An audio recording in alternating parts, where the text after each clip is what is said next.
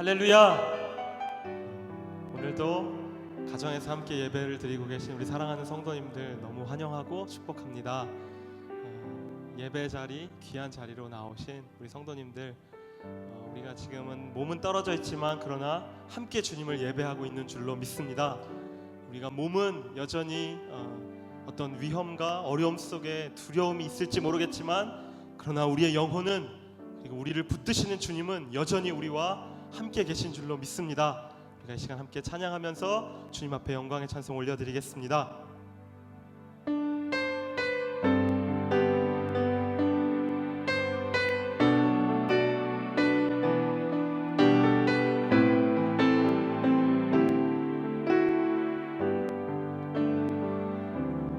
내 아버지 그 품 안에서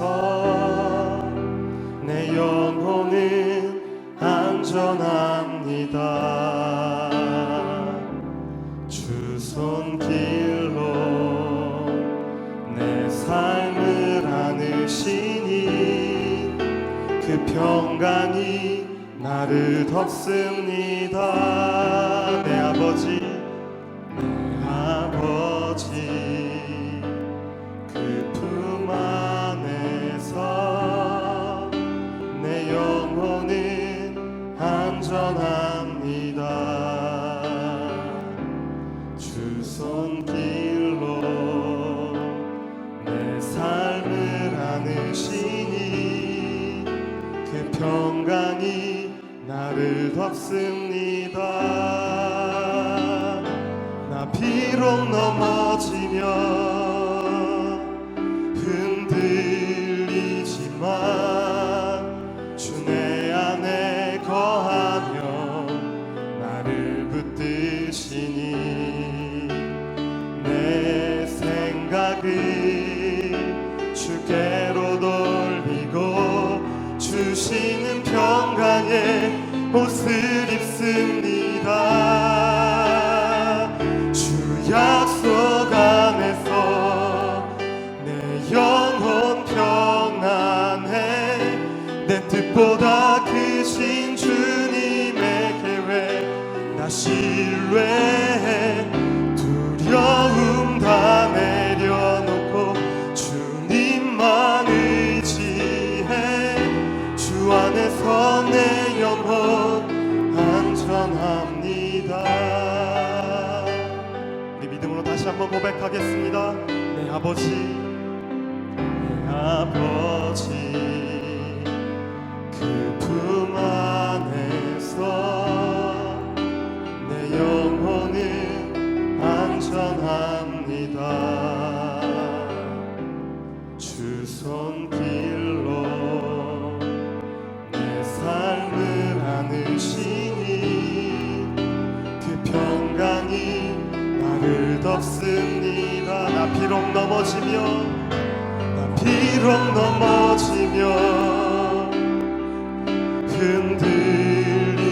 흔들리지만 주 내 안에 거하며 나를 붙드시니 내 생각을 주께로 돌리고 주시는 평강의 옷을 입습니다. 주 약속 안에서 내 영혼 평안해. 내 뜻보다 크신 주님의 계획 나 신뢰해. 두려움 다 내려놓고 주님만 의지해. 주 안에서 내 영혼 주 약속 안에서 내 영혼 평안해. 내 뜻보다 크신 주님의 계획 나 신뢰해. 두려움 다 내려놓고 주님만 의지해. 주 안에서 내 영혼 마지막으로 한 번 더 고백합니다. 주 약속 안에서 약속 안에서 영원 평안에 내 뜻보다 크신 주님의 계획 나 신뢰해 두려움 다 내려놓고 주님만 의지해 주 안에서 내 영혼 안전합니다.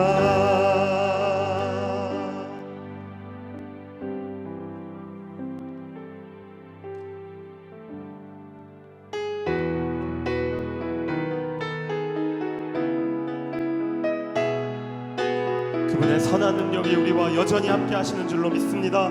주 선한 능력으로 주 선한 능력으로 안으시네 그 크신 팔로 날 붙드시네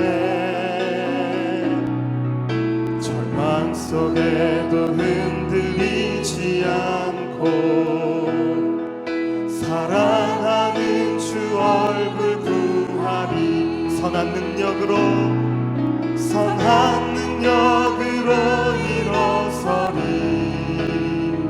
주만 의지하리 믿음으로 우리 고대하네 주 오실 그날 영광의 새날을 맞이하 이전의 괴로움 날 애워싸고 고난의 길을 걷는다 해도 주님께 모두 맡긴 우리 영혼 끝내 승리의 날을 맞은 선한 능력으로 일어서리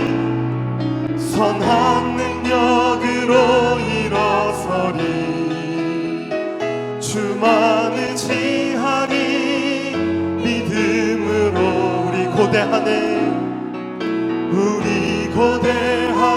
주 오실 그날 영광의 새날을 맞이 주님이 마신 고난의 쓴잔을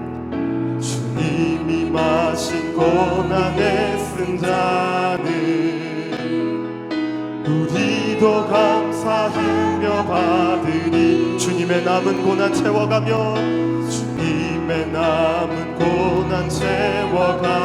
예수의 복음 위에 살리라 예수와 복음 위에 한 번 더 고백합니다. 예수와 복음 위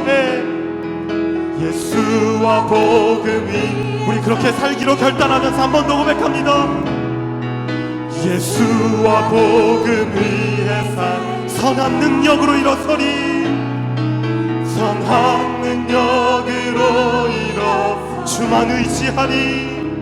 주만 의지하리 믿음으로 우리 고대하네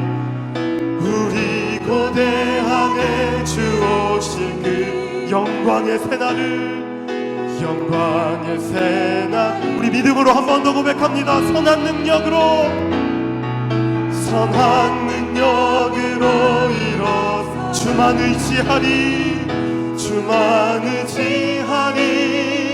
믿음으로 우리 고대하네 주 오실 그날 승리의 새날을 맞이하리 승리의 새날을 맞이하리 이 시간 함께 임재로 주님 앞에 영광의 찬송 올려드립니다.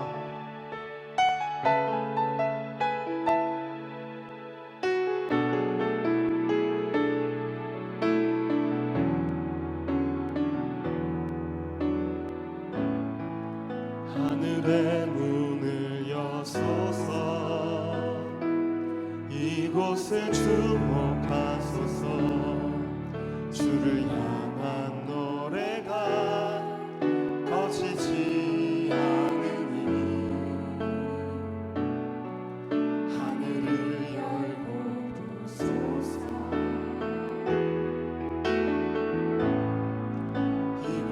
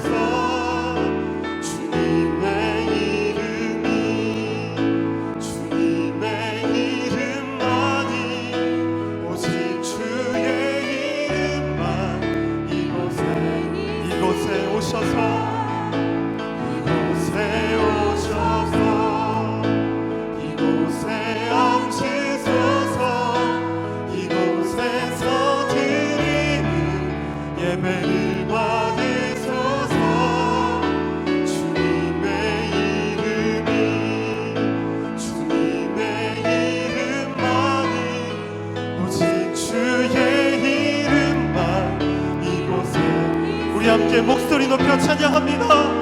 이곳에 오셔서 이곳에 앉으소서. 이곳에서 드리는 예배를 받으소서. 주님의 이름만이 오직 주의 이름만 이곳에 오셔서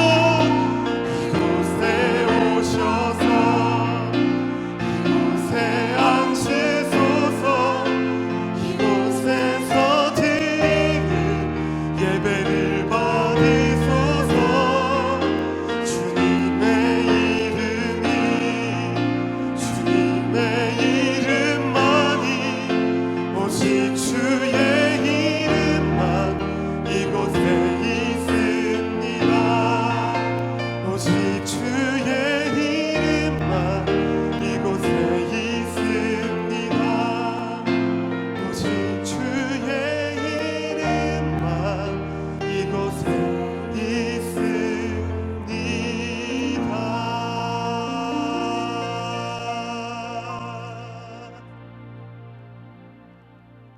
할렐루야. 여호와는 나의 능력과 찬송이시오 또 나의 구원이 되셨도다. 의인의 장막에 기쁜 소리 구원의 소리가 있으며 여호와의 오른손이 높이 들렸으며 여호와의 오른손이 권능을 베푸시는도다. 하나님은 영이시니 예배하는 자가 영과 진리로 예배할지니라. 아멘. 전능하사 천지를 만드신 하나님 아버지를 내가 믿사오며 그 외아들 우리 주 예수 그리스도를 믿사오니 이는 성령으로 잉태하사 동정녀 마리아에게 나시고 본디오 빌라도에게 고난을 받으사 십자가에 못 박혀 죽으시고 장사한 지 사흘 만에 죽은 자 가운데서 다시 살아나시며 하늘에 오르사 전능하신 하나님 우편에 앉아 계시다가 저리로서 산자와 죽은 자를 심판하러 오시리라. 성령을 믿사오며 거룩한 공회와 성도가 서로 교통하는 것과 죄를 사하여 주시는 것과 몸이 다시 사는 것과 영원히 사는 것을 믿사옵나이다. 아멘. 우리 함께 찬송가 406장 하나님 앞에 찬양드리겠습니다.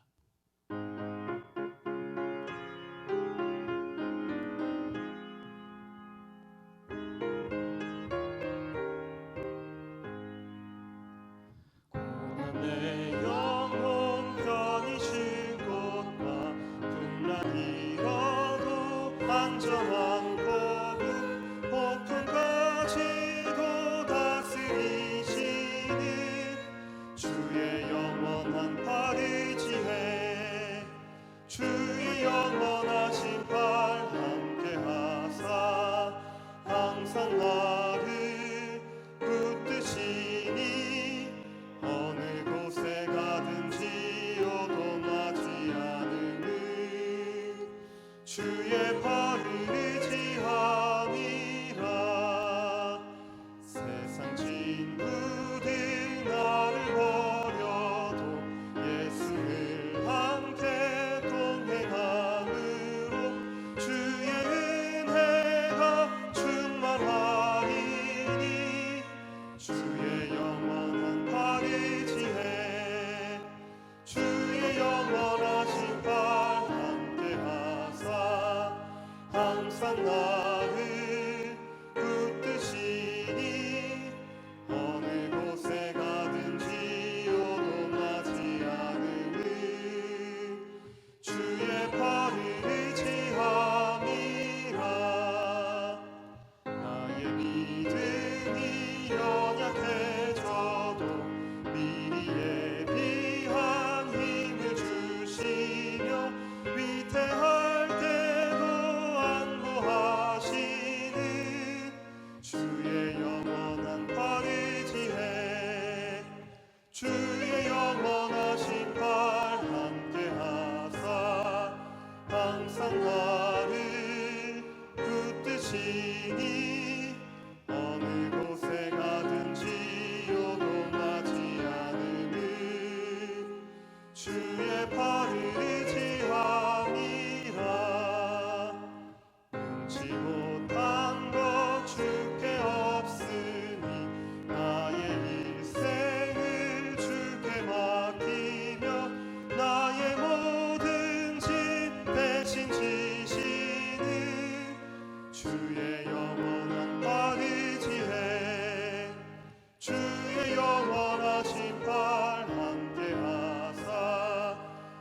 항상 나를 붙드시니 어느 곳에 가든지 요동하지 않음은 주의 발을 의지함이라.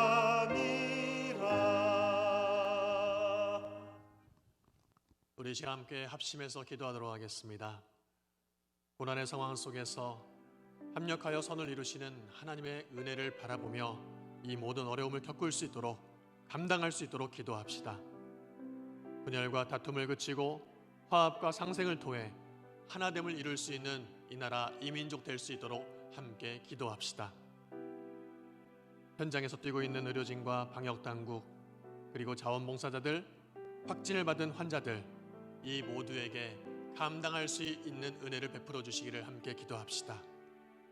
하루속히 바이러스 확산이 멈춰지고 치유와 회복을 통해서 이 사태가 빨리 종식될 수 있도록 우리 시간 다 함께 화면을 보면서 마음을 다해 합심하여 기도하며 나가겠습니다. 함께 기도하겠습니다.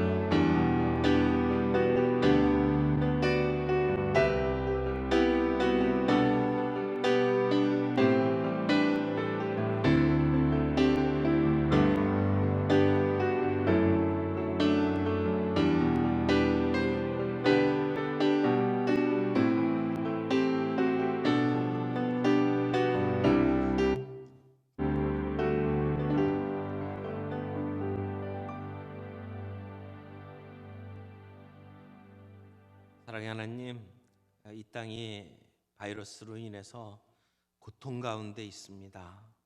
고난과 이 고통 가운데 있는 저희의 연약함을 주님 불쌍히 여겨 주시옵시고 하나님을 바라보는 은혜를 허락해 주시기를 원합니다. 하나님, 이 상황 속에서 우리 안에 분열이 있고 다툼이 있습니다. 용서해 주시옵시고 하나님 안에서 하나가 되는 역사가 있게 주시기를 원합니다. 하나님, 바이러스로 인해 고통당하고 있는 환자들을 주님 찾아가셔서 주님 고쳐주시기를 원합니다. 현장에서 뛰고 있는 의료진과 방역당국 그리고 자원봉사자들에게 하나님 힘을 주시기를 원합니다. 지치지 않게 하시고 감당할 수 있는 능력을 주시기를 원합니다. 사랑의 주님, 이 바이러스 확산이 멈춰서게 하시고 하나님께서 주시는 치유와 회복을 통해 일상으로 돌아가는 역사를 저희 모두에게 허락해 주시옵소서. 이 시간에도 주님 앞에 나와 예배드립니다. 우리의 영과 마음이 온전히 주님 앞에 바쳐지는 아름다운 예배가 되게 해 주옵소서. 예수님의 이름으로 기도합니다. 아멘. 집에서 온라인으로 예배를 드리고 있는 모든 우리 믿음의 식구들 사랑하고 또 환영합니다. 오늘도 예배 가운데 우리 하나님 앞에 나아가 하나님의 임재를 경험하고 또 주님 앞에 우리의 간구가 아름답게 응답받는 그런 귀한 시간들 될 수 있기를 바랍니다. 상황이 썩 좋아지질 않아서 계속 저희들이 이렇게 온라인으로 예배를 드리고 있습니다. 이 어려운 때에 저희들이 더욱더 주님을 사모하며 주의 은혜 가운데 거할 수 있는 저희들이 되기를 바랍니다. 이런 상황 속에서 우리 대림교회 당회는 이번 주도 저희가 온라인 가운데 함께 가정에서 예배를 드리기로 결정을 했습니다. 일단 그 개인 위생 수칙들을 좀 잘 지켜 주셨으면 좋겠습니다. 손 닦는 일들을 철저히 해주시고 또 기침할 때에 옷 소매로 이렇게 가리고 기침을 하시고 또 안전 거리를 서로 유지해 주시는 그러한 수칙들을 잘 지켜 주시기를 바랍니다. 또 매일같이 우리 가족들이 함께 공동체 성경 읽기에 함께 참여해 주시기를 바랍니다. 이럴 때일수록 더욱더 말씀 앞에 서고 기도로 나아가는 저희들이 되기를 바랍니다. 우리가 영적으로 무너지지 아니하고 더 든든히 설 수 있기 위해서 이 공동체 성경 읽기 계속 함께 주시기를 부탁을 드립니다. 지난 주까지 우리 성도님들께서 코로나 방역을 위해서 헌금해 주신 것들과 또 물품, 마스크를 준비해 주신 것들을 가지고 여러 곳에 함께 나누었습니다. 특별히 이 대구 경북 지역의 취약계층들의 생활비를 위해서 또 위생용품과 도시락을 지원하는 일들, 또 병원에서 섬기고 있는 의료진들을 위해서 도시락을 제공했고, 또 월세를 내지 못하는 미자립 교회를 지원하는 일들에 저희들이 이 헌금을 사용을 했습니다. 또 우리 탄현동 안에도 마스크를 구하기가 어려운 취약계층들에게 저희들이 함께 마스크를 나누어 드렸습니다. 섬겨주신 모든 분들께 진심으로 감사를 드립니다. 큐티 계속 하고 계시죠?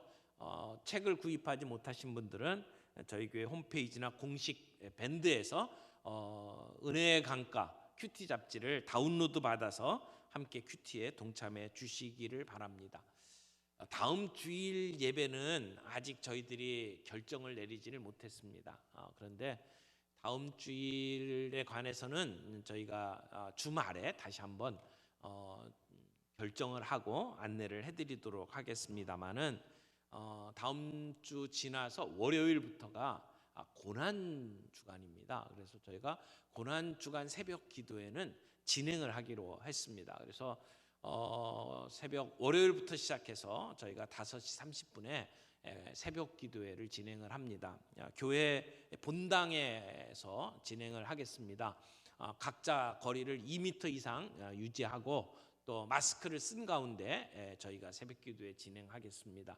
입구에서 들어오실 때에 저희가 통로를 한 군데만 두겠습니다. 그곳에 들어오실 때에 본인의 인적사항 기록하시고 그리고 손 세정제로 손 씻고 그리고 예배당에 입장하시면 되겠습니다. 그래서 고난 주간 저희들이 함께 새벽기도회 진행하고 부활주일에는 저희가 현장으로 해서 예배를 드리도록 하겠습니다. 그러나 어려우신 분들을 위해서 저희들이 주일 예배를 온라인으로 생중계를 하도록 하겠습니다. 그래서 온라인에서도 드릴 수 있고 현장에 와서도 드릴 수 있는 예배로 부활주일을 진행을 하겠다는 것을 말씀을 드립니다.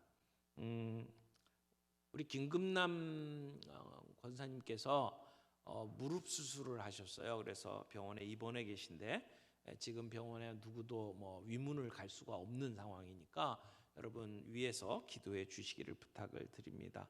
그리고 문보라 집사님께서 따님을 얻으셨습니다. 서이나 딸을 얻으신 우리 문 집사님 축하드리고 또 우리 믿음의 가정들이 서로 함께 축하하고 격려하는 귀한 일들이 있기를 바랍니다.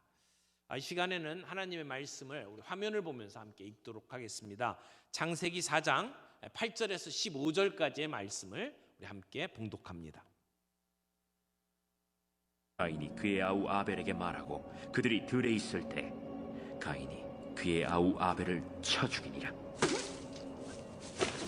여호와께서 가인에게 이르시되 내 아우 아벨이 어디 있느냐? 내가 알지 못하나이다. 내가 내 아우를 지키는 자니이까? 내가 무엇을 하였느냐? 내 아우의 핏소리가 땅에서부터 내게 호소하느니라.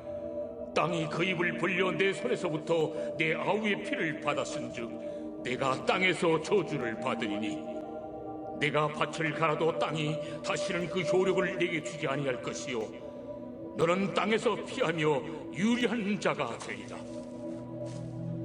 내 죄벌을 지기가 너무 무거우니이다. 주께서 오늘 이 지면에서 나를 쫓아내시온즉 내가 주의 낯을 배웁지 못하리니 내가 땅에서 피하며 유리하는 자가 될지라. 무릇 나를 만나는 자마다 나를 죽이겠나이다. 그렇지 아니하다. 가인을 죽이는 자는 벌을 7배나 받으리라.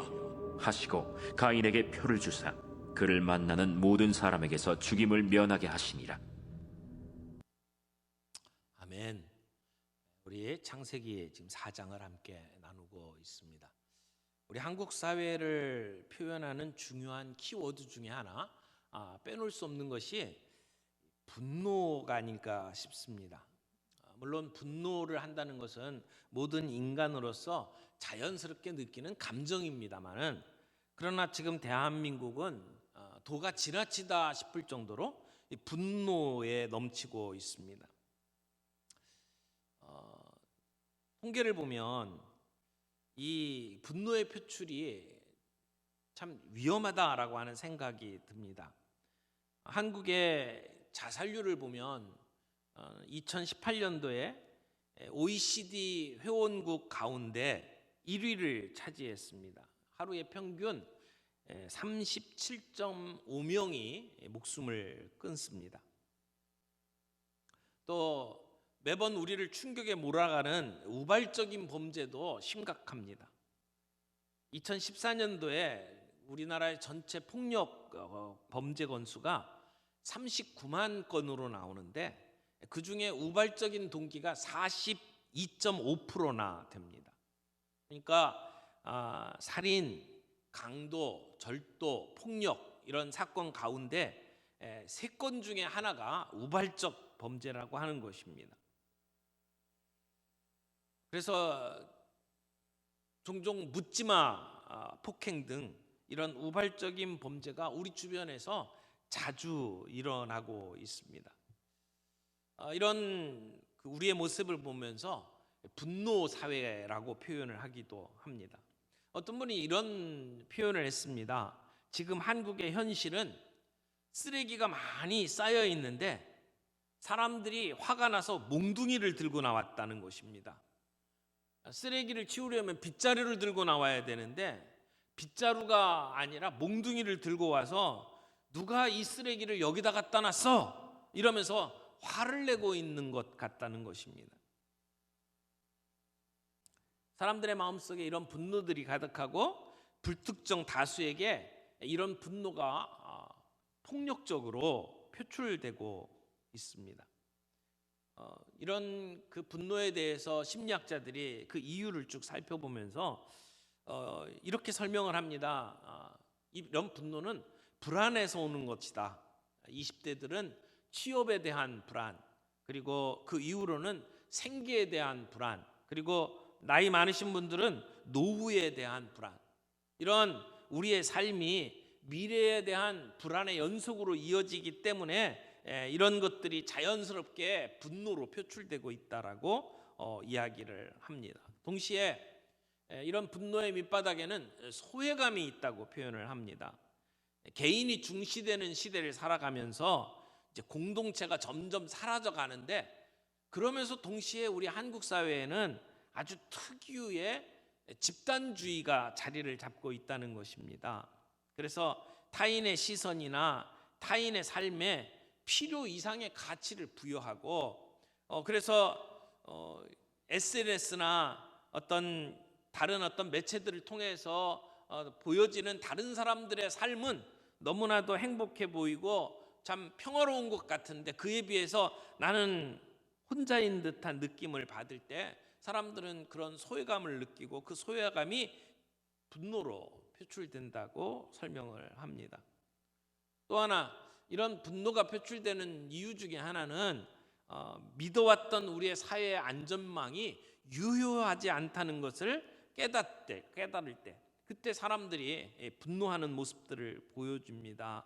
좀처럼 나아지지 않는 삶을 봅니다. 그리고 계속해서 연이어 일어나는 그 사고들, 해마다 큰 사건 하나씩들이 지금까지 벌어지지 않았습니까? 메르스와 같은 일, 또 세월호 사건, 그리고 올해는 이 코로나19 바이러스와 같은 그러한 상황들은 사회에 대한 우리의 믿음을 빼앗아가고 우리로 하여금 분노하게 만듭니다. 이런 우리의 분노의 문제를 생각을 하면서 오늘 이 창세기 4장의 사건을 우리가 살펴봅니다. 이 창세기 4장에는 아담과 이브의 가족에게 닥친 이 비극이 표현되고 있습니다. 인류 역사 가운데 첫 번째로 이 분노를 폭발시켜버린 이 가인의 이야기가 나오죠. 아담에게 두 아들이 있었습니다. 가인은 농사짓는 농부였고 아벨은 양을 치는 목자였습니다. 세월이 얼마나 지났는지는 알 수 없지만 이들은 하나님께 제사를 드릴 때가 되었습니다. 그래서 가인은 땅에서 나는 열매를 가지고 하나님께 제사를 드렸고 아벨은 자기가 기르던 양 가운데 첫 번째 새끼와 그 기름진 것으로 하나님께 예배를 드렸습니다. 그런데 하나님께서는 아벨과 아벨의 제사는 받으시고 가인과 가인의 제사는 거절하셨습니다. 여기에서 문제가 발생한 것입니다. 그 사건의 설명을 잘 보면 하나님께서 아벨의 제물만이 아니라 아벨과 아벨의 제물을 함께 받으셨다고 말씀합니다. 가인의 제물만 안 받은 것이 아니라 가인과 가인의 제물을 함께 받지 않으셨다고 나옵니다. 그러니까 아벨이 양의 새끼를 잡아서 그 피로 제사를 드렸기 때문에 피의 제사기 때문에 하나님이 받았다. 또 가인이 곡식을 드리는데 아무런 피도 없었기 때문에 하나님께서 안 받으셨다라고 하는 이야기가 아니라는 것입니다. 제물에 문제가 있기보다는 그 제물을 드리는 사람에게 문제가 있었던 것을 우리는 볼 수가 있죠. 그래서 하나님께서는 아벨과 함께 아벨의 제물을 받으시고 가인과 함께 가인의 제물은 받지 않으셨습니다. 그 결과 가인의 마음속에는 분노가 솟구쳤습니다. 절제할 수가 없었습니다. 오늘 읽은 본문 앞에 5절을 보게 되면 가인과 그의 제물은 받지 않으신지라 가인이 몹시 분하여 안색이 변하니, 가인이 몹시 분하여 안색이 변했다고 성경을 기록하고 있습니다. 이 안색이 변했다라고 하는 이 히브리어 말은 얼굴을 떨어뜨리다라고 하는 그러한 말입니다. 말 그대로 직역을 하면 얼굴을 떨어뜨렸다. 이것은 분노와 실망을 표현하는 단어입니다. 가인의 감정, 분노와 좌절은 내가 불공평하게 대우받았다라고 느끼면서 나타나는 감정입니다. 너무 화가 나서 얼굴이 벌개지고 그리고 얼굴 표정이 굳었다는 겁니다. 하나님께서 동생의 제사는 받고 자기 것은 받지 않으셨다는 것 때문에 가인의 마음속에 불편함이 생긴 겁니다. 자기의 잘못으로 인해서 이런 일이 벌어졌음에도 불구하고 가인은 그 마음속에 하나님을 향한 불만을 터뜨리기 시작을 하는 겁니다. 일반적으로 내가 기대했던 것들이 이루어지지 않을 때, 내가 생각했던 어떤 목표가 제대로 달성되지 못하고 좌절될 때 사람들은 이런 불편한 감정을 갖습니다. 그래서 결국 가인은 자기의 분노를 다 폭발하고 그리고 그 분노로 인해서 아벨을 죽이게 되는 결과를 낳게 되죠. 가인은 자기의 분노를 다스릴 수 있는 기회가 있었습니다. 죄를 짓지 않을 수 있는, 선택할 수 있는 길이 있었습니다. 그러나 그는 분노를 다스리지 못했고 그리고 죄를 짓지 않기로 선택하지 못하고 결국은 자기의 문을 열어버리고 죄의 지배를 받았습니다. 8절에 보면 가인이 그의 아우 아벨에게 말하고 라고 표현합니다. 그 앞에 하나님께서 죄 짓지 말라, 죄를 다스리라고 경고를 했음에도 불구하고 가인은 아벨에게 들로 나가자고 말을 했습니다. 말하고 라고 하는 것은 굉장히 중요한 뜻이 포함되어 있다고 생각이 됩니다. 이것은 그의 살인이 우발적인 그냥 충동에 의해서 벌어진 것이 아니라 미리 계획하고 마음 먹고 그 일을 저질렀다라고 하는 것을 보여주는 증거입니다. 들로 나가자고 할 때 이미 죽여버리기로 마음속에 결심을 한 겁니다. 자기의 분노를 참지 못하고 자기의 감정대로 행동을 해버리고 죄에 빠져버린 것입니다. 하나님께서 누구의 재산은 받고 누구의 재산 안 받고, 이것은 어떻게 보면 불공평해 보일 수 있습니다. 그러나 그런 불공평함을 가지고 가인이 분노를 표출하고 그리고 자기의 동생을 죽인 것은 더 큰 불공평을 만들어낸 겁니다. 자기의 한 짓을 절대 정당화할 수가 없습니다. 그래서 결국 가인은 평생을 유리방황하면서 도망자로 살게 됩니다. 오늘 이 가인이 저지른 일들을 좀 살펴보면서 우리가 교훈을 얻기를 원합니다. 특별히 오늘의 본문은 예배를 잘 드리는 아벨에게 초점을 맞추기보다는 동생을 죽인 가인에게 초점을 맞춰서 기록을 하고 있습니다. 왜 그럴까요? 어떤 면에서는 타락한 인간의 모습을 그대로 적나라하게 보여주기 위해서라고 말할 수가 있습니다. 동생의 재물만 연락된 것을 보면서 이 가인의 마음속에 시기와 질투가 생겼고 그것이 분노로 발전하고 그리고 그를 급기야 동생을 죽이는 그러한 살인죄를 범하게 되었습니다. 이 사건은 단순히 가인에게만 해당되는 사건이 아닙니다. 우리 모두에게 해당되는 사건입니다. 이게 몇천 년 전에 일어나고 끝난 사건이 아니라 오늘 이 시대에도 계속 반복되는 사건입니다. 우리가 예수를 믿기 전에도 그랬지만 예수를 믿은 뒤에도 우리의 마음속에는 늘 이런 문제들로 씨름하며 살아갑니다. 분노, 성내는 문제, 우리의 분을 절제하지는 못하는 문제, 이것이 오늘 우리들의 삶 속에 늘 남아 있습니다. 우리가 분노하게 되는 일들이 얼마나 많습니까? 이 분노를 우리들이 다스리고 제거해 나갈 책임이 우리에게 있습니다. 그래서 오늘 우리는 이 사건을 통해서 분명한 교훈을 얻어야 된다고 믿습니다. 먼저 생각해 볼 것은 이 가인의 분노가 억울하다고 느끼는 감정에서 시작됐다는 겁니다. 가인의 분노는 억울함에서 비롯되었습니다. 자기 자신이 공평하게 취급을 받지 못했다고 느꼈기 때문입니다. 심리학자들이 사람들을 좌절시키고 이런 공격적인 모습으로 바뀌어가는 모습들을 살펴보면서 내가 원래 생각했던 기대치, 목표가 달성되지 못할 때, 또는 내가 누군가 비교될 때, 그리고 그 속에서 공평하지 못하다고 느낄 때 이런 일들이 벌어진다고 이야기를 합니다. 그래서 내가 불공평한 대우를 받았다라고 느낄 때 사람들의 마음속에서 표출되는 그러한 감정이 분노로 나타난다는 것입니다. 그러니까 억울하다, 공정하지 못하다, 또는 내 자존심이 짓밟혔다, 모욕당했다, 이런 느낄 때 드는 감정이 분노라고 하는 것입니다.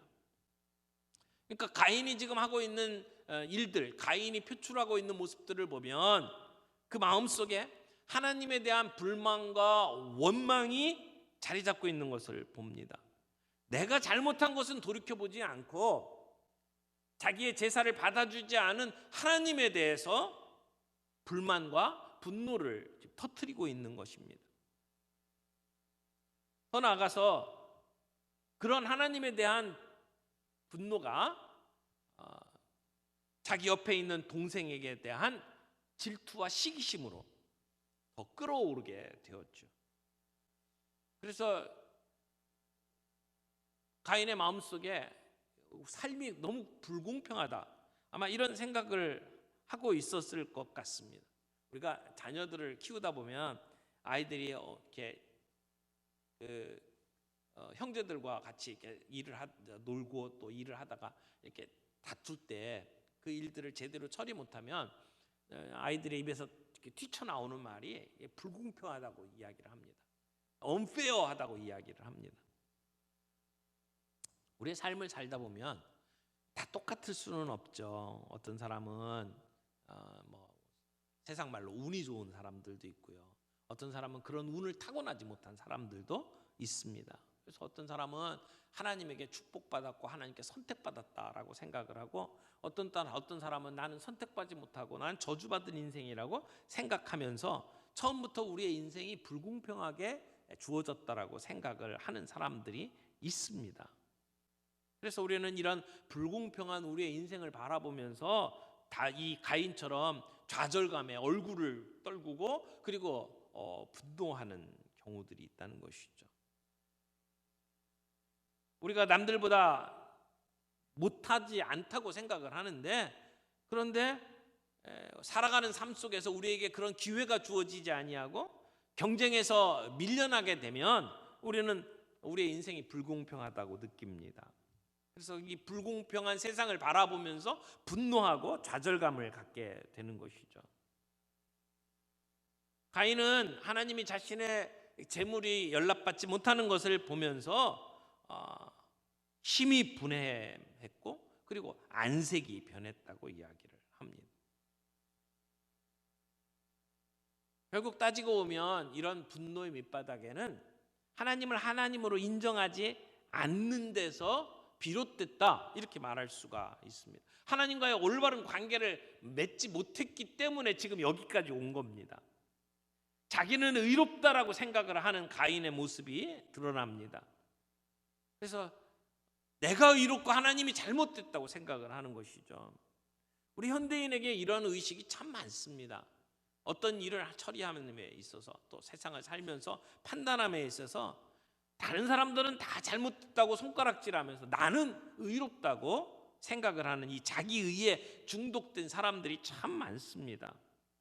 이런 분노의 근본 밑바닥에는 하나님과의 관계가 이렇게 어긋난 것이라고 말할 수 있습니다.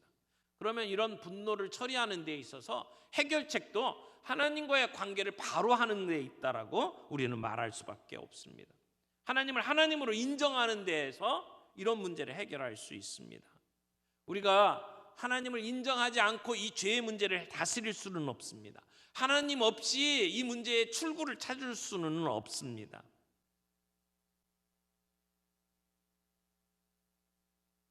그러므로 우리는 공평하신 하나님, 선하신 하나님을 나의 하나님으로 믿고 그분에게 의지하는 것이 필요합니다. 하나님과의 그런 관계를 회복하는 것이 우선입니다.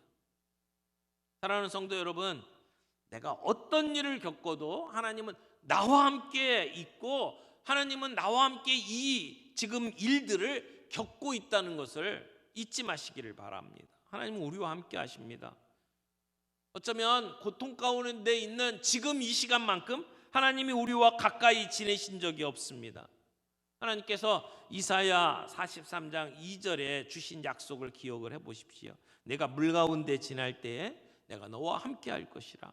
강을 건널 때에 물이 너를 침몰하지 못할 것이며 내가 불 가운데 지날 때에도 타지도 아니할 것이요 불꽃이 너를 사르지도 못하리니.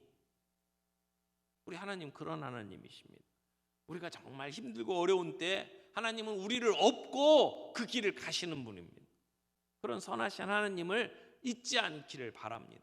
우리의 삶 속에 힘들고 어려운 일이 있다고 해서 하나님이 우리를 불공평하게 대하시는 것이 아닙니다. 아니, 그 시간에 하나님은 우리와 함께 하고 있다는 사실을 기억할 필요가 있습니다.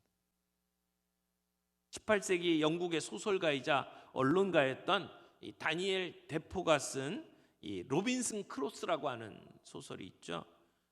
이분이 그 소설을 쓴 곳이 어딘지 아십니까? 감옥이었습니다.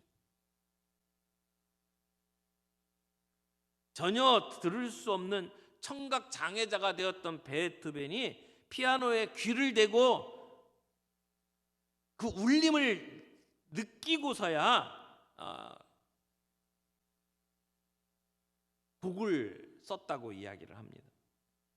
그러나 건강할 때 작곡했던 곡보다 그가 그렇게 힘든 상황에서 만든 곡이 더 위대하게 평가받고 있습니다. 우리 개혁주의 신학의 가장 중요한 인물인 존 칼빈 아시죠? 여러분, 잔 칼빈은 별명이 종합병원이었습니다. 몸이 병약해서 일상을 영유할 수가 없었습니다. 하지만 그의 그 힘든 육체의 문제가 더 깊은 성찰을 하게 만들었고 더 깊은 연구를 해서 정말 신학사에 길이 남을 만한 그러한 저서들을 남겼습니다. 하나님은 공평하십니다.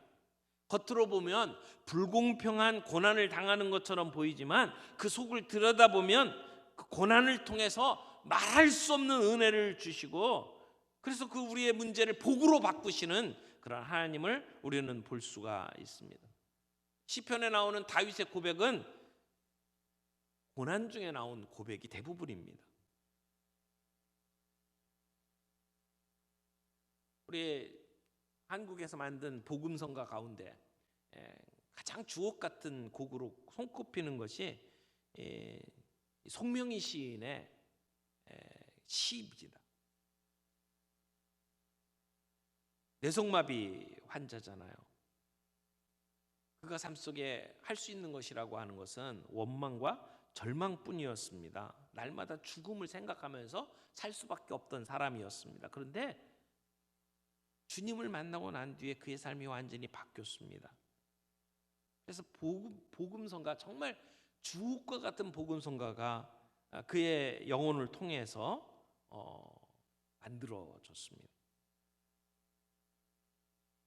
이분이 작사했던 그 노래를 보면 나 가진 재물 없으나, 나 남이 가진 지식 없으나, 나 남에게 있는 건강 있지 않으나, 나 남이 없는 것 있으니, 남이 못 본 것 보았고, 나 남이 듣지 못한 음성 들었고, 나 남이 받지 못한 사랑 받았고, 나 남이 모르는 것 깨달았네. 공평하신 하나님이, 나 남이 가진 것 없지만 공평하신 하나님이 나 남이 없는 것 갖게 하셨네. 이렇게 찬양했습니다. 그래서 그분이 쓴 그 책을 보면 이런 얘기를 해요. 공산품 그 공장 제조기처럼 다 똑같이 잘 살아야 되고 그래야지 공평한 것이 아니라, 천국에서도 우리는 각자 받을 영광이 다를 것이다 라고 이야기를 하면서 공평하신 하나님, 흔히들 나 없는 것 너에게 있고 비장애인이 못하는 것 장애인이 해서 공평하신 하나님이라 생각하지만, 예수 그리스도를 통해서 하나님은 공평하신 분이라고 하는 이 놀라운 비밀, 이 복음을 나는 깨달았다. 이 은혜는 아무나 아는 지식이 아니었다. 이렇게 이야기를 합니다. 오늘 우리에게 하나님과의 관계 회복이 필요합니다.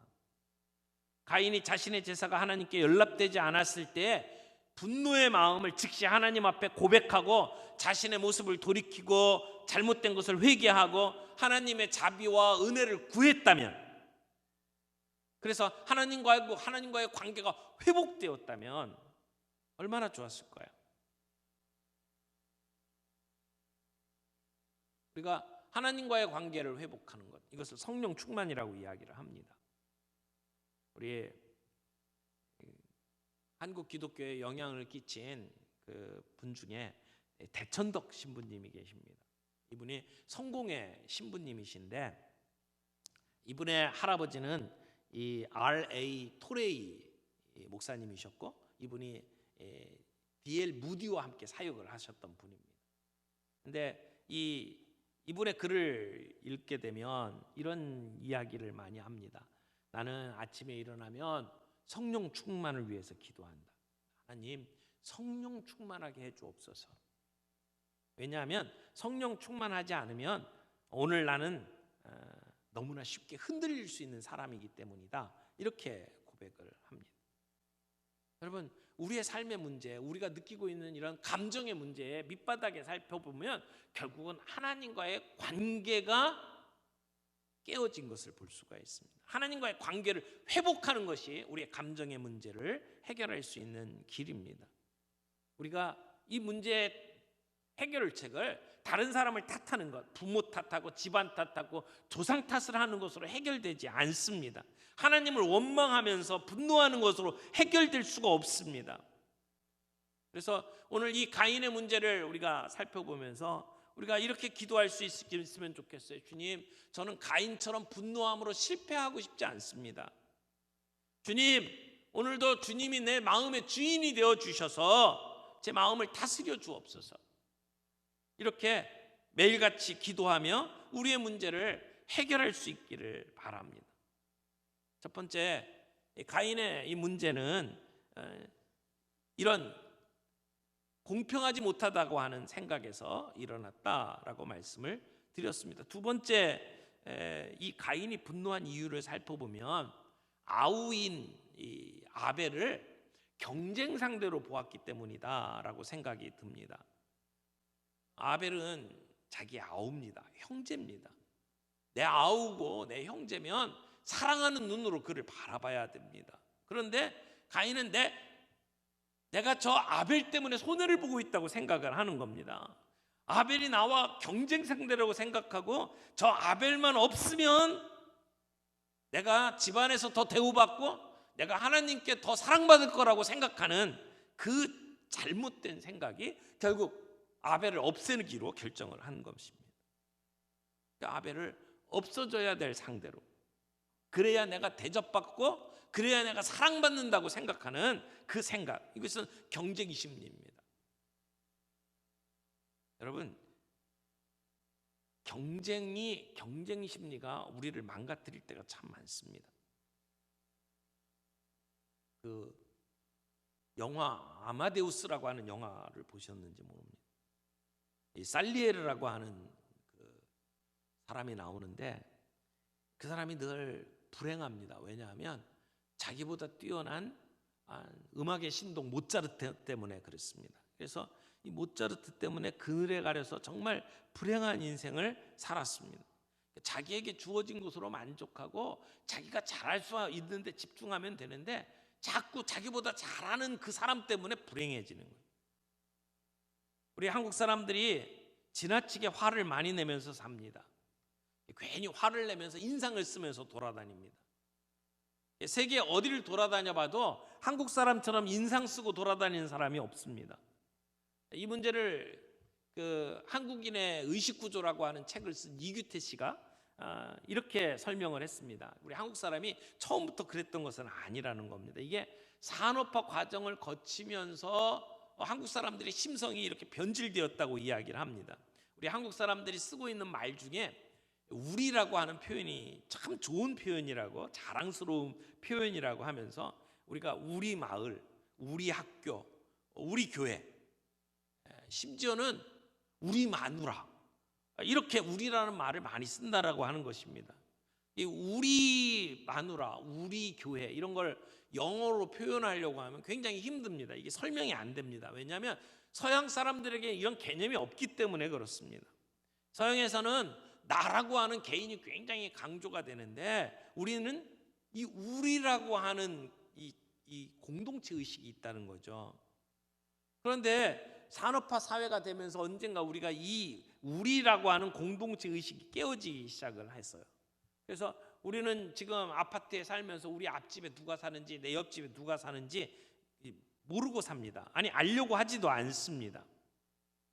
그러면서 이규태 씨가 이런 얘기를 해요. 이런 모습이 마치 독 속에 있는 개와 같다, 이렇게 설명을 합니다. 독 속에 여러 마리 개를 넣으면 이 개가 바깥으로 나올 수가 없대요. 근데 개 한 마리만 집어넣으면 이 개가 바깥으로 나올 수 있답니다. 그런데 이 올라가고 있는 개를 밑에서 잡아당긴대요. 그래서 여러 마리를 한꺼번에 넣으면 서로 먼저 나가려고 하다가 결국 한 마리도 바깥으로 빠져나올 수가 없게 되는 그러한 상황이라는 것이죠. 그러면서 너 죽고 나 살자라고 하는 개념이 오늘 우리 사회에 팽만해 있다라고 설명을 하고 있습니다. 만약 가인이 자기의 예배가 실패하고 자기 동생의 예배가 성공한 것을 바라보면서 비록 내 재산을 하나님이 연락하지 않으셨지만 그래도 내 동생이 하나님 앞에 연락되는 것을 보니까 내가 동생 하나는 참 잘 뒀네 이렇게 생각을 했다면 어떻겠습니까? 동생이지만 내가 동생에게 배울 게 있네 이렇게 생각을 하면서 그 다음 제사는 하나님 앞에 연락될 수 있는 제사를 드리겠다고 마음을 다졌다면 어떻겠습니까? 그러나 가인은 그런 형제 의식이 없었습니다. 9절에 보니까 하나님께서 가인에게 내 아우 아벨이 어디 있냐라고 물어볼 때 가인이 뭐라고 대답합니까? 내가 알지 못하나이다. 내가 내 아우를 지키는 자이니까 이렇게 대답을 합니다. 내가 내 아우를 지키는 자이니까 그 대답 속에 어떤 의미가 담겨 있는지 우리가 압니다. 형이라면 아우를 돌보는 거 너무 당연한 거 아닙니까? 근데 내가 내 아우를 지키는 자니까라고 하는 말 속에는 아우를 향한 질투가 담겨 있습니다. 결국 이 질투가 가인의 생애를 불행하게 만들었다는 것이죠. 여러분 어떻게 이 문제를 해결하면 좋을까요? 이 분노의 출발점인 시기심, 열등감, 비교의식 이런 것들을 우리는 내려놓을 필요가 있다고 생각을 합니다. 이 분노의 원인을 자꾸 다른 데에서 찾고 지금 이 실패의 원인을 동생에게서 찾으려고 하는 이러한 우리의 시선을 거두고 문제의 원인을 내 안에서 찾으려고 하는 것이 필요하다는 것입니다. 화가 나면 우리는 자꾸 희생양을 찾습니다. 내 주변에 있는 것들을 가지고 그 탓을 하면서 이 문제를 해결하려고 합니다. 이 문제는 저 구질구질한 환경 때문이야. 이 문제는 나를 화나게 만든 너 때문이야 라고 우리는 생각을 한다는 것이죠. 근데 그 다른 사람을 향한 우리의 손가락질을 나를 향해서 내 안을 들여다보는 것이 필요하다는 것이죠. 하나님께서 내가 왜 화를 내느냐라고 질문을 하시는 것은 지금 가인에게 자신의 잘못된 원인을 찾아보라고 기회를 주는 겁니다. 우리가 분노를 하게 되면 대개 원인이 다른 것에 있다고 생각을 하지만 가만히 살펴보면 그 문제의 원인이 나일 때가 참 많습니다. 이런 이야기를 들은 적이 있습니다. 한 여성분이 비행기를 타려고 공항에 갔습니다. 그래서 아직 시간이 좀 남아 있어가지고 과자 한 봉지를 사가지고 이제 의자에 앉아서 책을 읽으면서 먹었어요. 그런데 손을 쭉 뻗어가지고 과자 한 개를 꺼내는데 이상하게도 옆에 있는 한 남자가 자기 과자 봉지 속에 같이 손을 넣어가지고 과자를 꺼내 먹는 거예요. 옆에서 이렇게 눈을 슬쩍 보면서 참 이상한 사람도 있다고 이런 생각을 했대요. 근데 자기가 하나 먹으면 그 남자도 하나를 빼먹는 거예요. 그래서 번갈아가면서 하나씩을 빼먹었대요. 그러다가 마음속에 괘씸한 생각이 드는 거예요. 아니 저런 파렴치한 인간이 다 있나? 생각하면서 그 사람 얼굴을 이렇게 똑바로 쳐다봤는데 보니까 양복을 입은 아주 깔끔한 신사였습니다. 그래서 야, 저 사람 참 뻔뻔하네. 저렇게 옷은 번지르르하게 입었으면서도 남의 과자를 허락도 없이 먹다니 이 도둑놈아 이런 생각이 들더라는 거죠. 그래서 화가 푹푹 끓는데 그래도 그걸 잘 좀 참았습니다. 그래서 한참 먹다 보니까 과자가 딱 한 개 남은 거예요. 두 사람이 서로 얼굴을 쳐다보고 있는데 그때 신사가 손짓을 하면서 드세요라고 하나 남은 걸 주더래요. 화가 나고 기막히기도 하고 그래서 과자를 받아갖고 입에 탁 털어놓고 그리고는 비행기를 타라고 하는 안내방송이 나가지고 벌떡 일어나가지고 이렇게 눈으로 째려보고 그리고는 비행기를 타러 갔답니다. 자기가 자리에 앉아가지고 야 정말 희한한 사람 다 있네. 아니 왜 남의 과자를 먹나. 그리고는 자기 가방을 딱 열었는데 자기 가방 안에 자기 과자가 있는 거예요.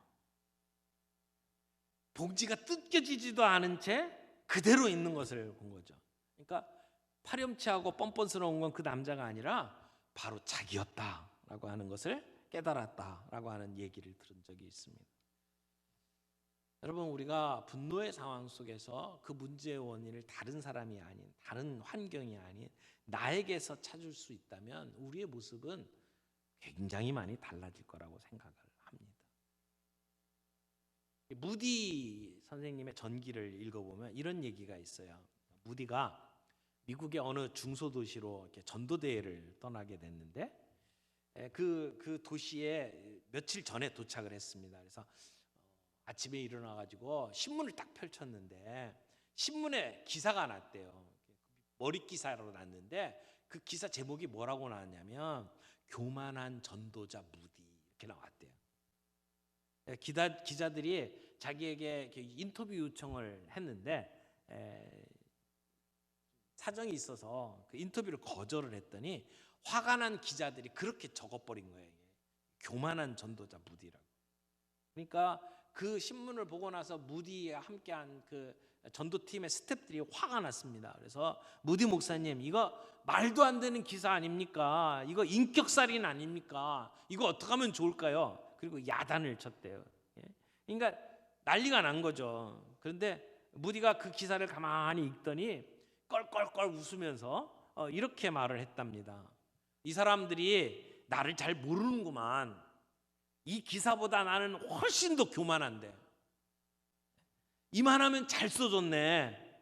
여러분, 이건 하나님이 우리에게 겸손하라고 말씀하는 사인입니다. 좀 더 겸손하기 위해서 우리 모두 기도합시다. 이렇게 이야기를 했다고 합니다.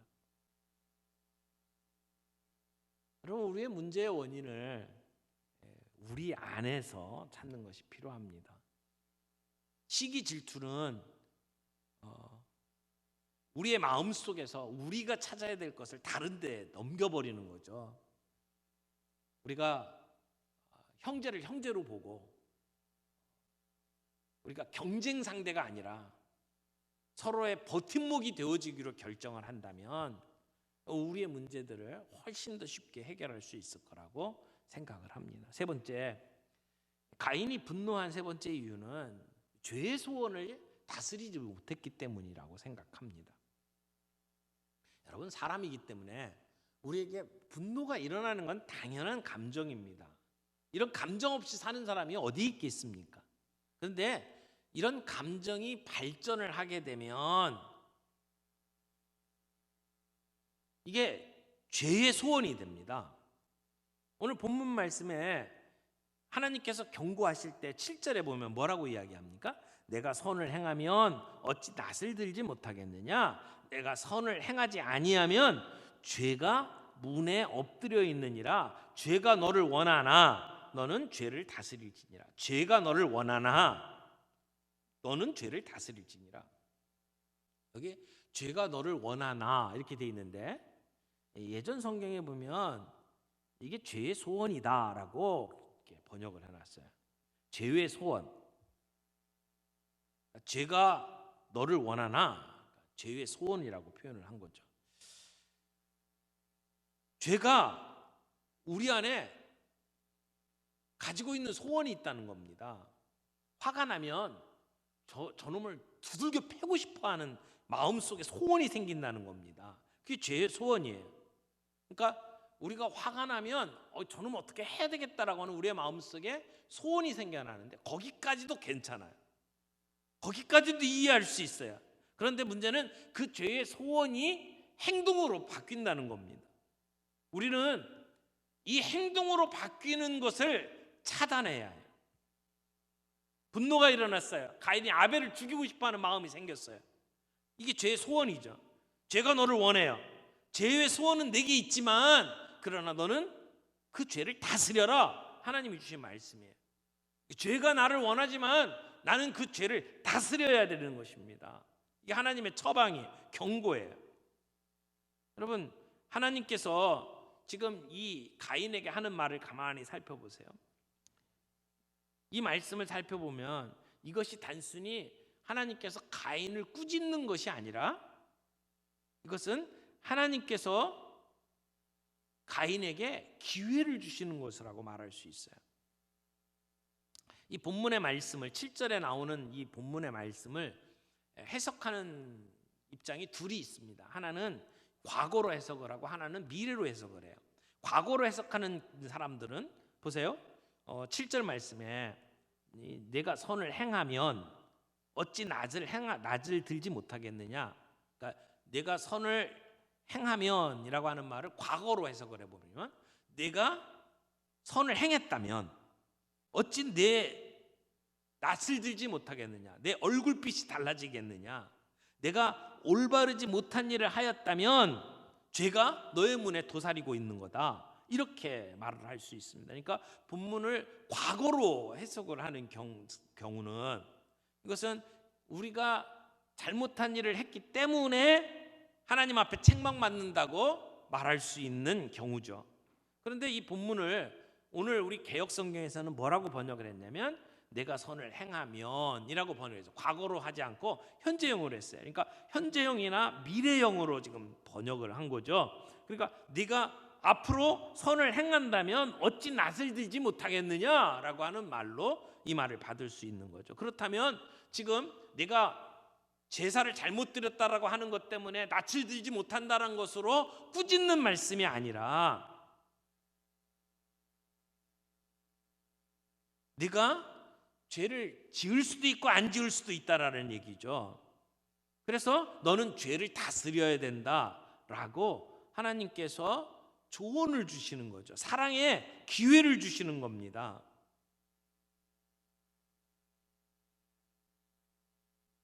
여기 낯을 들지 못하겠느냐라고 하는 것은 아까 가인이 안색이 변했다라고 하는 것을 원래 히브리어 말 표현을 따지면 얼굴을 떨어뜨렸다 이런 표현이라고 그랬죠. 근데 여기서는 낯을 든다라고 표현을 한 거죠. 그러니까 지금 같은 표현의 반대말이에요. 그러니까 얼굴을 떨어뜨렸다, 안색이 변했다의 반대말로 낯을 든다라고 표현을 한 거죠. 그러니까 얼굴을 떨어뜨리는 거, 안색이 변하는 것은 실망하고 좌절하고 분노하는 것의 표현이라고 한다면 얼굴을 든다는 것은 삶의 의지를 표현하는 말이라고 할 수 있습니다. 그러니까 네가 범죄하지 않으면 너는 얼굴 들 일이 생길 것이다. 지금 그런 얘기를 하는 거죠. 비록 지금 이 제사에 있어서 하나님의 선택을 받지 못한 가인일지라도 앞으로 내가 어떻게 하느냐에 따라서 내 인생이 바뀔 것이다 라고 하는 하나님의 뜻이죠. 내가 잘하면 지금 수그렸던 내 얼굴을 이렇게 치켜 세울 때가 있을 것이다 라고 하는 권면의 말씀이에요. 그러나 내가 잘하지 못하면 죄가 내 주변에 매복하고 있다가 너를 지배하려고 할 것이다. 여기 죄가 문에 엎드려 있다라고 하는 말, 이 문이라고 하는 말은 사람이 지나다니는 통로를 이야기를 해요. 근데 엎드려 있다라는 것은 먹잇감을 공격하기 위해서 맹수가 웅크리고 있는, 매복하고 있는 그런 모양을 설명하는 다 말입니다. 그러니까 죄가 문 앞에 엎드려 있다, 문에 엎드려 있다라고 하는 말은 이 맹수와 같은 죄가 가인을 집어삼키기 위해서 그가 잘 다니는 길에 지금 매복하고 있다, 이런 뜻이죠. 그 죄의 맹수가 누구를 얘기하는 거예요? 지금 분노를 이야기를 하는 거죠. 그러니까 가인이 제대로 이 문제를 처리하지 못하면 언제나 분노의 이 먹잇감이 될 수 있다라고 말씀을 하는 겁니다. 분노는 가인을 다스리려고 합니다. 죄가 가인을 다스리려고 해요. 근데 하나님은 가인에게 뭐라고 얘기해요? 그 죄를 다스리라 라고 말씀하시고 권면해 주시는 겁니다. 우리 주변에 늘 이 분노의 맹수가 매복해 있는 것을 기억해야 합니다. 때때로 그 추한 모습을 드러내면서 우리를 덮칩니다. 우리는 그런 맹수를 다스려야 합니다. 우리에게는 그런 능력이 있습니다. 그러나 우리가 이런 맹수를 잘 다스리려면 우리에게 훈련이 필요합니다. 너무 화가 날 때, 분노가 폭발할 때, 이 뚜껑이 열릴 때 우리는 왜 내가 지금 화를 내고 있는지를 생각해야 합니다. 우리 어렸을 때부터 들었던 이야기 중에 화가 날 때는 열이라고 하는 숫자를 세라는 거죠. 열을 세라.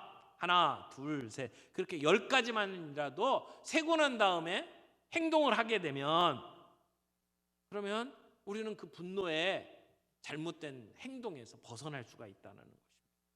화가 날 때 한 걸음 물러서서 내가 도대체 왜 화를 내고 있을까? 한번 영적으로 살펴보는 것이 필요하다는 것입니다. 에베소서 4장 26절에 보면 이렇게 우리에게 가르칩니다. 분을 내어도 죄를 짓지 말며 해가 지도록 분을 품지 말고. 이 말씀 기억하시길 바랍니다. 분을 내어도 죄를 짓지 말고. 그러니까 지금 바울은 분내는 것과 범죄를 구별해서 이야기하고 있습니다. 그러니까 우리가 화를 낼 수 있어요. 화를 내니까 우리의 마음속에 나쁜 생각이 들 수도 있어요. 그러나 그때 우리를 잘 다스려야 된다는 것입니다. 근데 화가 났을 때, 분노가 우리를 사로잡을 때 문제는 우리가 나를 잘 조절하지 못한다는 겁니다. 어떻게 하면 좋을까요? 물론 분노라고 하는 것을 우리가 그냥 무조건 억누른다고 다 좋은 것은 아닙니다. 그 분노가 잘못 다루어지면 그것이 우리를 안을 공격하고 우리를 우울하게 만들고 우리의 영혼을 갉아먹을 수도 있습니다. 그래서 우리는 분노를 적절하게 해소하는 법을 배워야 합니다.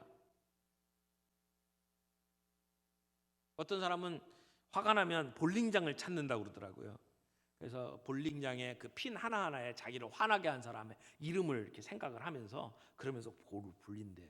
실제로 볼링이 처음 시작됐던 것이 그 루터라고 이야기하잖아요. 수도원에서 이렇게 마귀라고 생각하고 이렇게 굴려갖고 이렇게 무너뜨렸다 하는 얘기도 있습니다. 그런데 그렇게 볼링핀을 이렇게 그 미워하는 사람으로 놓고 공을 굴려가지고 스트라이크를 맞췄다고 해서 우리의 감정이 해소되는 것은 아닙니다. 우리가 분노라고 하는 것과 범죄라고 하는 것을 구별하고 여기서 하는 말, 해가 지도록 분을 품지 말고, 이 말을 꼭 기억할 필요가 있다고 생각을 합니다. 분을 품고 있으면 그걸 사탄이 이용합니다. 사탄이 그것을 통해서 우리에게 찾아오고, 그리고 그 분을 눈덩이 굴리듯이 자꾸 크게 키우고, 그리고는 그것을 통해서 엄청난 일들을 만들어냅니다. 그래서 분노의 불은 빨리 꺼야 합니다. 가급적이면 그날 안에 해결해야 합니다. 성경적으로 우리가 분노를 해소할 수 있는 방법은 기도와 용서입니다. 가장 적극적인 방법, 기도와 용서입니다. 화가 나면 주님 앞에 나와서 다 털어내놓으십시오.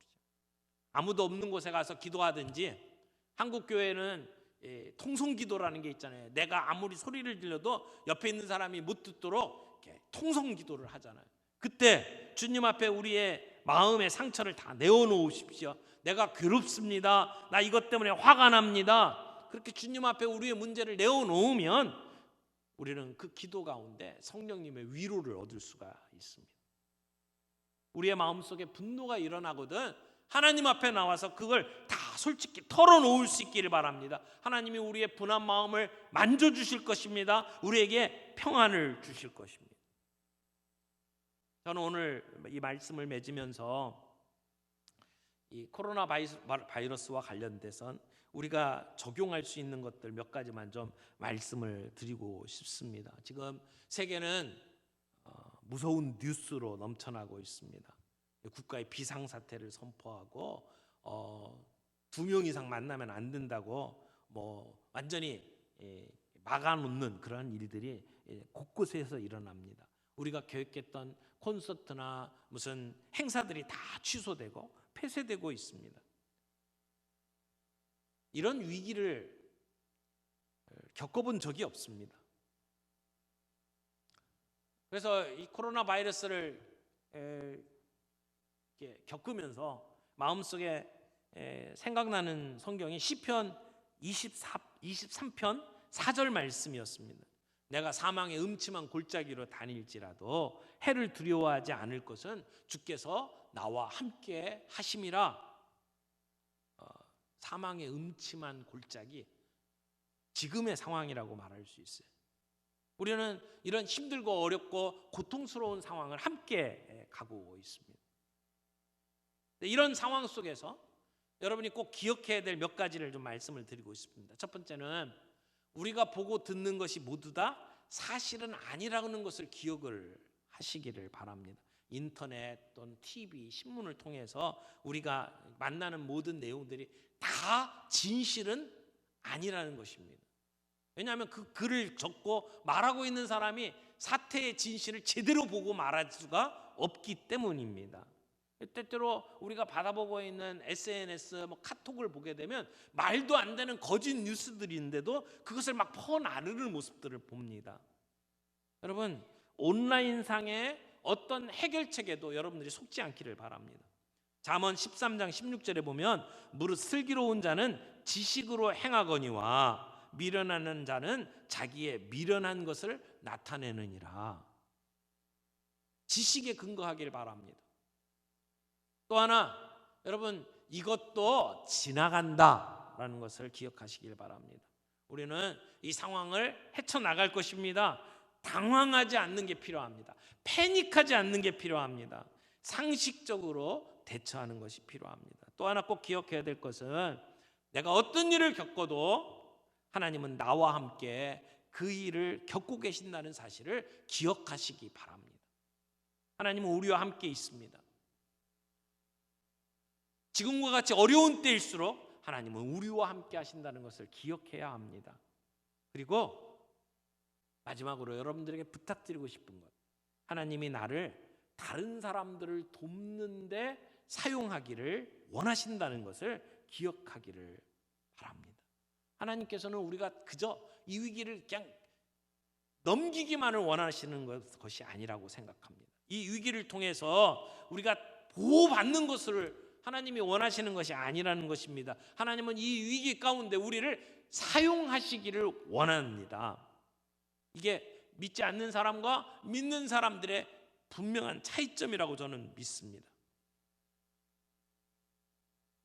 6세기에 로마 제국 안에 이 흑사병이 돌았습니다. 541년에 흑사병이 시작돼서 200년 동안 2,500만 명이 죽었습니다. 이 로마 제국을 거쳐가는 동안 아무도 이 병의 원인을 찾지 못했습니다. 지금은 우리가 바이러스 때문이라는 걸 또 알죠. 근데 그때는 이 원인도 몰랐어요. 대처할 수 있는 방법도 몰랐어요.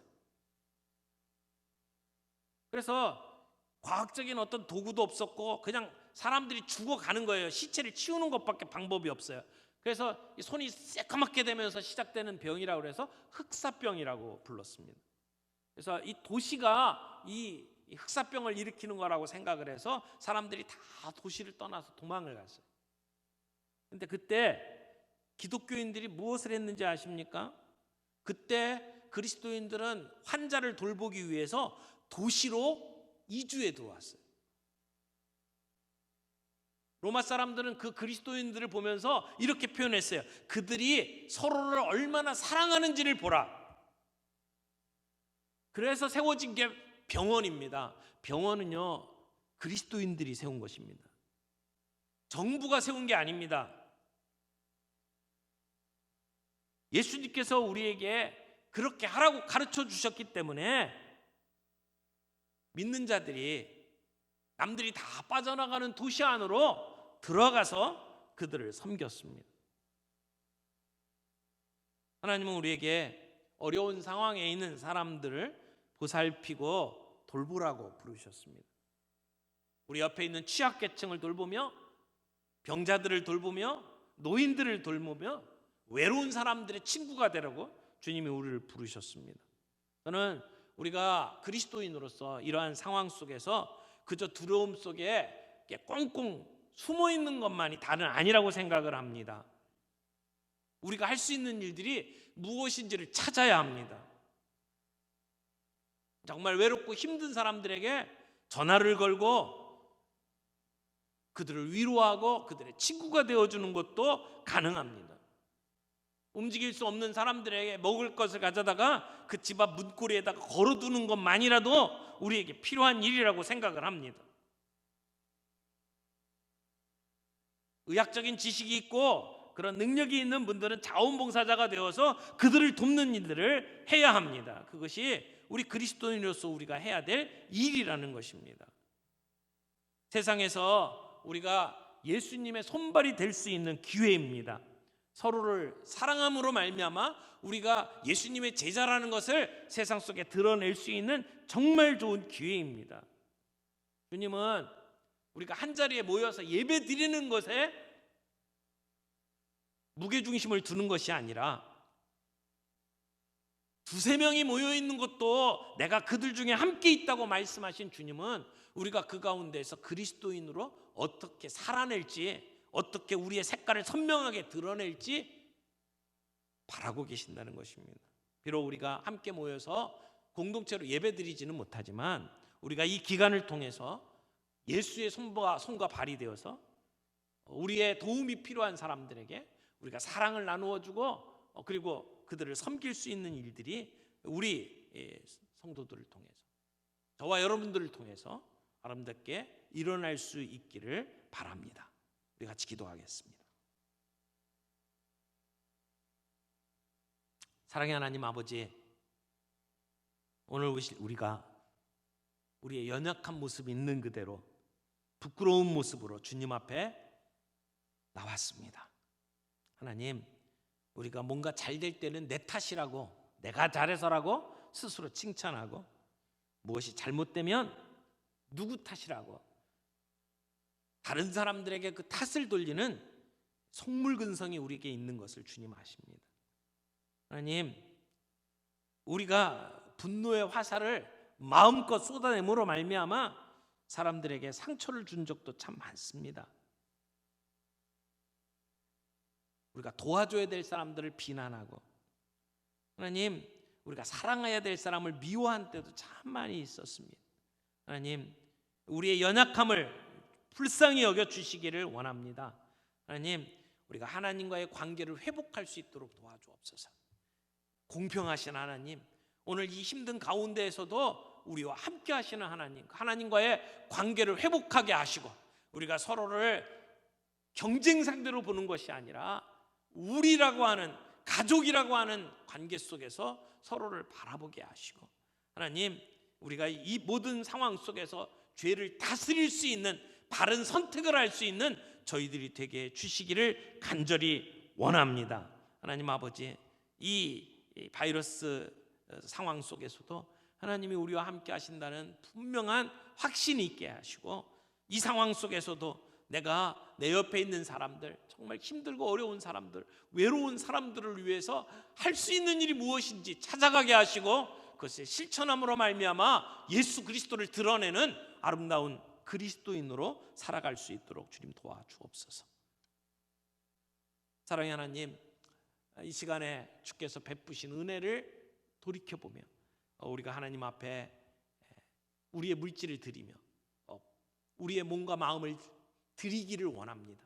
하나님, 바치는 손길 주께서 기억하시고, 우리 가운데 하나님, 하나님의 사람으로 예수 그리스도의 손과 발로 하나님의 영광을 드러내는 아름다운 도구로 주님께서 사용해 주시기를 원합니다.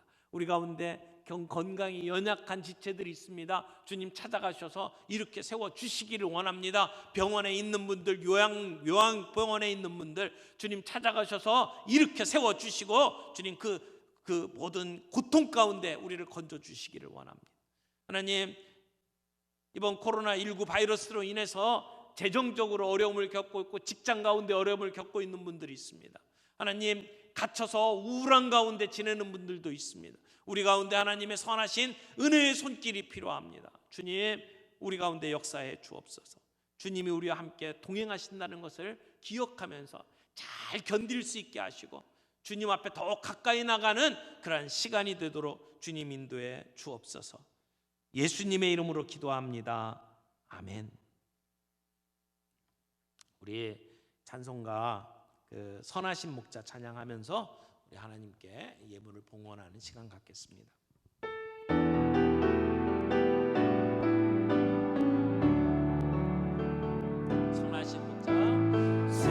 선하신 목자 날 사랑하는 분 주 인도하는 곳 따라가리 주의 말씀을 나 듣기 위하여 주 인도하는 곳 가려네. 다시 한번 선하신 목자 선하신 목자 날 사랑하는 분 주 인도하는 곳 따라가리 주의 말씀을 나 듣기 위하여 주 인도하는 곳 가려네. 나를 푸른 초장과 쉴만한 물가로 내 선하신 목자 나 인도해. 험한 산과 골짜기로 내가 다닐지라도 내 선하신 목자 나 인도해. 나를 푸른 초장과 쉴만한 물가로 내 선하신 목자 나 인도해. 험한 산과 골짜기로 내가 다닐지라도 내 선하신 목자 나 인도해. 아멘. 우리 공동체 고백하고 또 주기도문송 함께 하겠습니다. 우리는 세상으로부터 부름받은 하나님의 백성입니다. 또한 세상 속으로 보냄받은 그리스도의 제자입니다. 하나님을 영화롭게 하는 예배자가 됩시다. 이웃에게 열심히 복음을 전하는 증인이 됩시다. 한몸된 교제를 나누는 건강한 지체가 됩시다. 아낌없이 사랑을 실천하는 봉사자가 됩시다. 훈련을 통해 그리스도를 따르는 성숙한 성도가 됩시다. 그리하여 우리 모두 하나님을 기쁘시게 하는 성령 충만한 생명의 공동체가 됩시다. 아멘.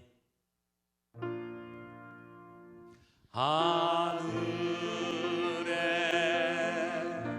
계신 아버지 이름 거룩하사 주님 나라 임하시고 뜻이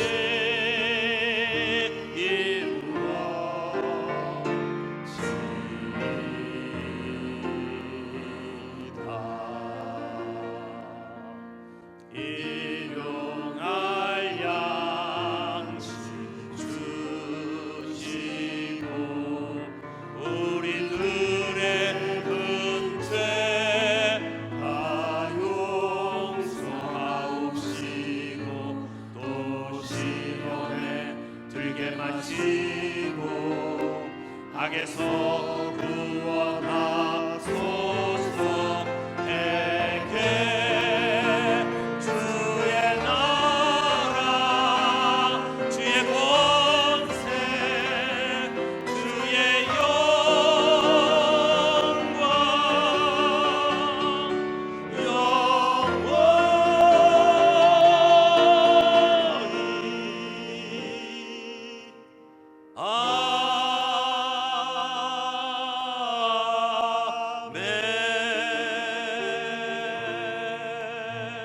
아멘. 사랑하는 형제자매 여러분, 우리는 이 세상에서 부름받은 하나님의 백성이고 다시 이 세상으로 보냄받은 예수 그리스도의 제자들입니다. 우리의 삶의 모든 영역을 주님께 맡겨드리는 전적 위탁자가 됩시다. 누구를 만나든지 예수는 그리스도라 증거하는 증인의 삶을 살아갑시다. 오늘 우리에게 맡겨주신 모든 일에 예수님처럼 엎드려 형제 자매들의 발을 씻기는 종된 삶을 살아갑시다. 오늘도 주님 이런 제자들을 찾고 계십니다. 이제는 우리 구주 예수 그리스도의 은혜와 우리 하나님 아버지의 다 못 쓰신 사랑과 성령의 감화, 감동, 역사하심이 오늘 이 힘들고 어려운 죽음의 골짜기를 지나간 것 같은 그러한 시절을 보내지만 우리 주님과의 관계를 분명히 기억하고 선하신 주님, 공평하신 주님, 그 주님을 바라보며 서로를 끌어안고 예수 그리스도의 손과 발이 되어 서로를 섬기기를 소원하는 주의 모든 백성들 머리머리 위에 이제로부터 영원토록 함께 하시기를 간절히 축원하옵나이다. 아멘.